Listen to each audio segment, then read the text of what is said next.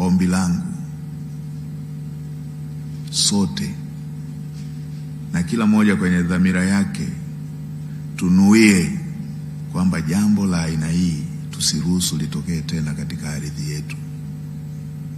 Si jambo la baraka, linatutengenezea makovu yasiyopona, linatupa gharama.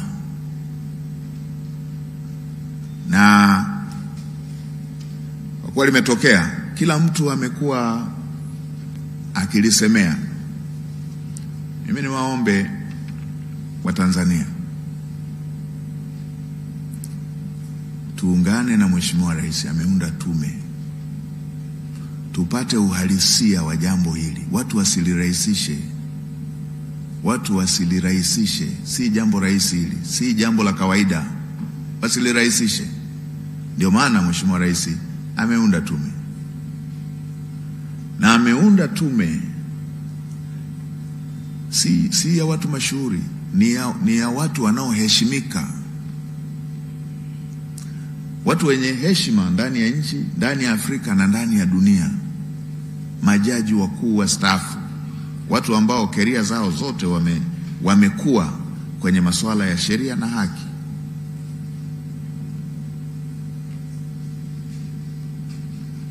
Niona watu wengine wanaweka hoja hii na hii na hii. Mimi niwaambieni, tusiingie kwenye mtego wa kutaka water down. Water down, ukishusha hadhi kamati, unafanya maandalizi ya kutaka kushusha hadhi kilichotokea.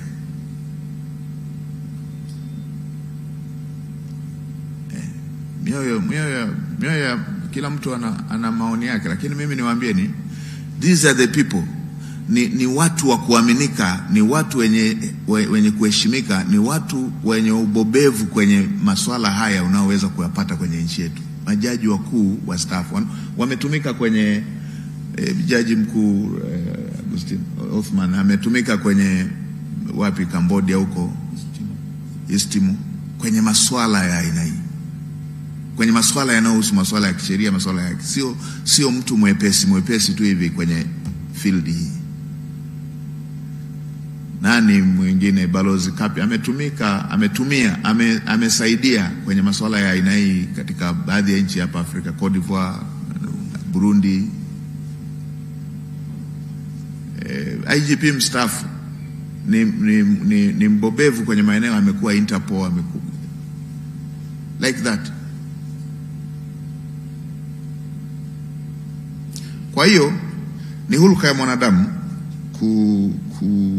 kurahisisha, kubeza. Lakini mimi niwaombe wa Tanzania, niwaombe na sisi tulioko hapa, kwa ukubwa wa jambo lililotokea, tusiweke agenda zingine na wala tusiweke mizaa mingine. Tuungane na Mheshimiwa Rais, lifanyiwe kazi kwa kina na tume, tujue undani wake. Isitokea huku kwenye watu wengine tunapenda tu kujidharau, kama mataifa mengine yote mpaka na ya nje ya Afrika na ya Afrika yamewahi kuwaita hawa wakafanye shughuli za aina hii. Sisi tutaachaje kuona ndio senior citizens tuliona? Tumuunge mkono Mheshimiwa Rais kwenye hili. Mheshimiwa Waziri, challenge za aina hii huwa zinatokea. Nilikuwa nasoma siku moja kwenye Biblia, nani ile wanaongea kina Filipo, anasema ana challenge, kuna jambo lolote jema linaweza toka Nazareti? Watu siende tu na hiyo dhana.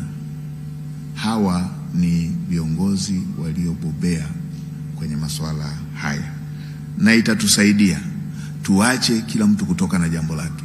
Kumekuepo na kila mtu kutoka na jambo lake sana. Wengi hatujajua undani wake, wengi hatujajua madhara yake ya jambo hili. Imetugharimu, na dawa yake si kuendelea kuchochea jambo la aina hii ambalo limetugharimu.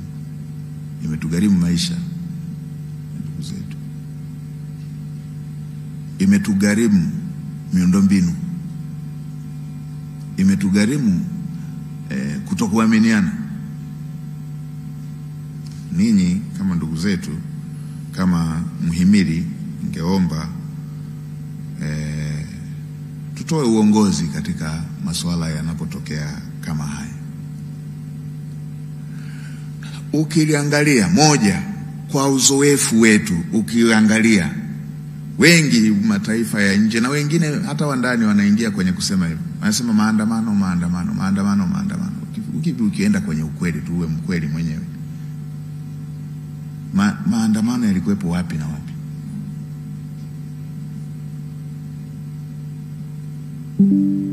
Nimesema maandamano alafu ndo yameenda kwenye maisha ya watu.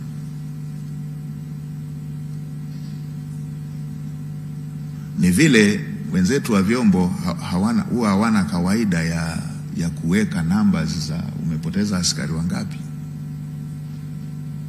Ni wakubwa zetu, mnaweza mkatukumbusha vizuri zaidi. Hivi wakati wa vita vya Idi Amin tulikuwa tunasema kila siku tulikuwa tunatoa orodha ya askari wangapi tumepoteza. Hawasemi. Lakini maandamano ya watu wanaenda na silaha, watu wanakuwa well armed. Ni maandamano. Ni maandamano. Watu wako well armed, ni maandamano. Nani kamfiatulia nani? Haya ndo maana Mheshimiwa Rais kaunda tume. Na si hilo tu, watu wengine wanaona yanasemwa.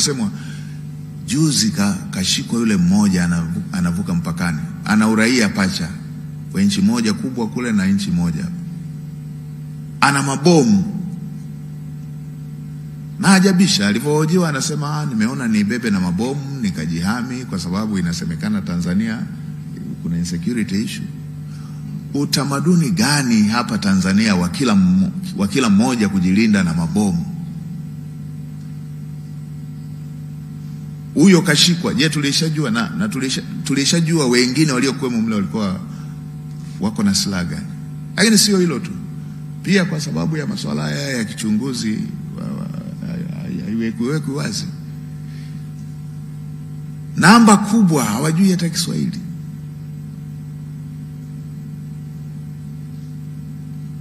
Ni maandamano. Sasa na wameshiriki na ndugu zetu.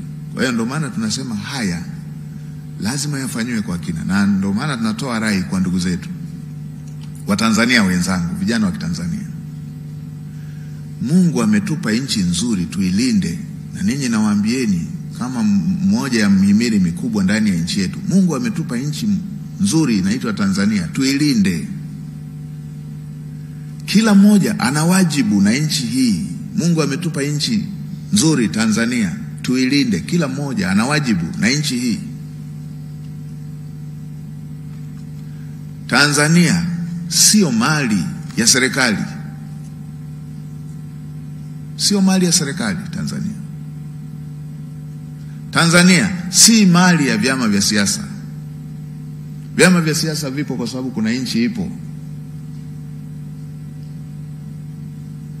Vyama vya siasa vipo kwa sababu kuna nchi ipo. Ulizeni wale ambao walishapoteza nchi kama wana vyama vya siasa. Na shughuli zote tunazifanya kwa sababu nchi ipo. Wewe na imani yako unafanya hivyo kwa sababu nchi ipo.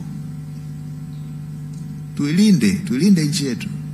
Kila mtu ana matarajio yake, ana matamanio yake. Utayafikia tu kama nchi ipo. Tusiigeige mifano. Wengi wanaofanyaga mavurugu ya aina hii, kila mtu yuko na pasipoti yake mkononi, wana uraia pacha. Nchi zao zina uraia pacha. Mtu mmoja anakuwa na nchi 3. Mtu mmoja anakuwa na nchi 5. Wana multiple citizenship. Sisi nchi yetu ni hii. Na Watanzania walio wengi hata passport ya kusafiria hatuna. Mimi kwenye uzao wetu tumezaliwa, tuko kwa baba tuko 16. Ni mimi peke yangu nina passport. Wote hawa wako pale kijijini. Wote wako kijijini pale. tunataka tutengenezewe makovu ambayo hayatapona, ambayo tutaanza kupigana sisi kwa sisi. Tutamudu wapi? Wengine kule wana mataifa mengine yale mnayoyaona yanafujo kila siku, ana passport yake, ana makazi huku na huku.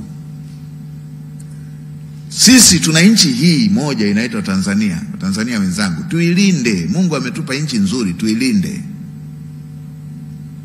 Na hata haya ambayo yalikuwa yanafanyika, Mheshimiwa Waziri, miundombinu hii, ndio maana tunasema ufanyika uchunguzi, ili ni zaidi ya maandamano. Miundombinu hii si mali ya serikali. Si mali ya serikali. Zahanati si mali ya serikali. Barabara si mali ya serikali. Ndio maana zinaitwa ni barabara za umma, ni mali ya umma. Ni mali ya Watanzania. Na Mheshimiwa Waziri, mimi nimekuwa hazina mara 2 nikiwa naibu waziri, na baadaye kama waziri wa fedha.